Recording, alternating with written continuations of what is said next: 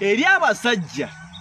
ng'oli awo mukazi wo yagenda Bulaaya kupambana naye musajja wattu olina ebirowoozo muli ogamba mukazi wange anaakomawo oba banaamutegula munnange abakazi b'omulembe guno abamu babategula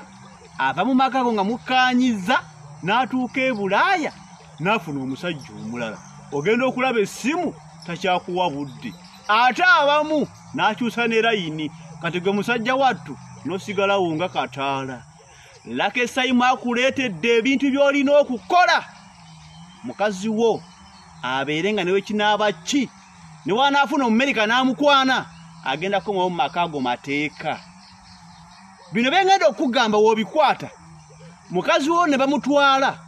jangu mu inbox yange ojje mu WhatsApp group gye nateekawo erimu abakazi bankuba kye wali weebati ngenda kufunira omukazi ajja okubanga amusinga naye nkukakasa bw'okwata bino bye nkugambye mukazi wo mateeka agenda kukomawo yaggala obagaana. Point number 1 mukazi woyo okusookera ddala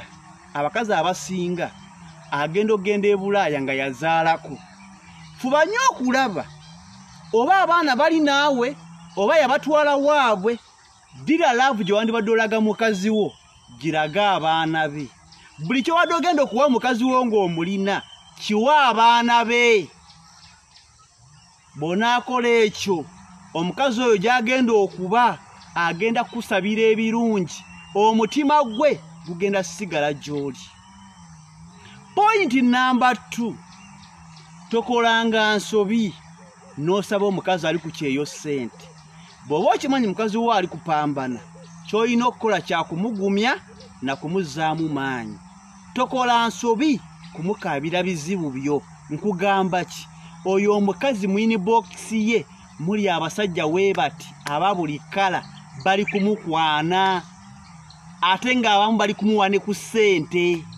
kati gonna amusaba ssente agenda kulaba nga kisembo atalina makulu muganda wange wavu ne wabukuluma gumanga omusajja kitwale nti omukazi gy'ali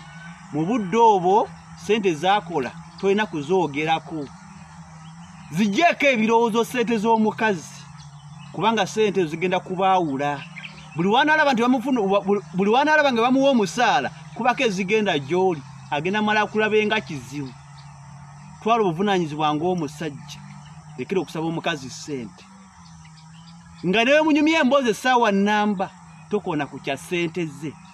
kigenda mulaga nti gy'oli oli kukola era oyimiriddewo ng'omusajja. Point number 3